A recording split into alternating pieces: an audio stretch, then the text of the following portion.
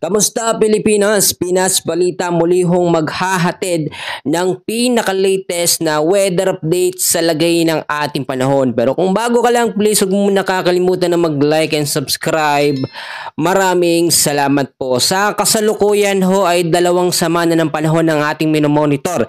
Dalawang low pressure area.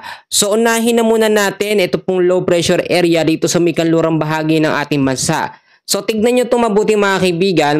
Sa ngayon po, ito ay nasa medium chance na maging isang ganap nga po na tropical depression or mahinang bagyo. From 35 kilometers per hour, naging 45 kilometers per hour ang lakas ng kanyang hangin. Pero good news mga kaibigan, ito ay papalayo ng ating Philippine Area of Responsibility. Sa ngayon, ito ay merong lokasyon na 1,040 kilometers west of northwest of Central Luzon. So hindi ito magiging banta. Kung maging bagyo man ito, sa mga susunod na mga oras ay nasa labas naman ng ating Philippine Area of Responsibility. Ito namang isang low pressure area dito sa may bandang silangan po ng extreme northern Luzon mga kaibigan. Kung makikita nyo, 30 kilometers per hour na lakas ng hangin. Unlikely or mababa ang tsansa nito na maging isang ganap na tropical depression or mahinang bagyo sa mga susunod nga po na mga oras. Pero ang nagbibigay po ng sama ng panahon sa atin ngayon o mga pag-uulan, usually ngayong hapon hanggang sa gabi, asahan po natin ang mga pag-uulan dulot po yan ng habagat. Ang habagat mga kaibigan ay sinasabayan po ng trap or extension ng hangin. Ito nga pong low pressure area dito sa may bandang kanluran ng ating bansa.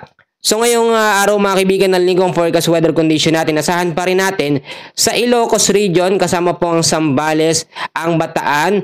Ang lagay ho ng panahon dyan ay cloudy skies with a scattered rains and thunderstorms dahil po sa trap ng low pressure area or extension ng hangin. Itong extension na yan mga kaibigan, makikita nyo naman yung sirkulasyon ng low pressure area. Plus, kasama pa yung habagat dito sa may bandang baba niya, no?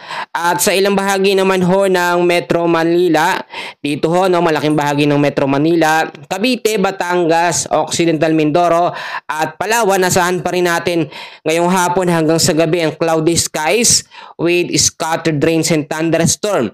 Mga kalat-kalat na pag-ulan na may kasamang pagkulog at pagkidlat dahil po yan sa southwest monsoon o hanging habagat. Ang ilang bahagi naman ng ating bansa tulad po sa Visayas area, dito sa may Mindanao ay patuloy din makakaranas ng maulap na kalangitan pero dahil naman po sa mga localized thunderstorm. Ngayon, marami nagtatanong sa atin dahil nga po itong dalawang samahan ng panahon, nasa tropical cyclone threat potential natin ito sa week 1. Ngayon, hindi ito nakikitaan na magiging banta bilang pangwalong bagyo sa loob ng ating Philippine Area of Responsibility. Ang pangwalong bagyo tatawagin bagyong Waning at hindi sila nakikitaan ng potensyal. Kung maging bagyong isa dito, tuloy nitong lalayo ng ating Philippine Area of Responsibility.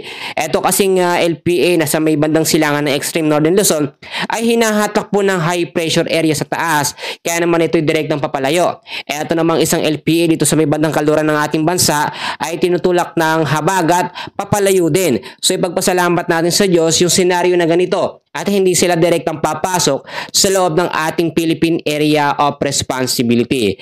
So yan muna ang pinaka-latest update natin and please don't forget to like and subscribe. Maraming salamat.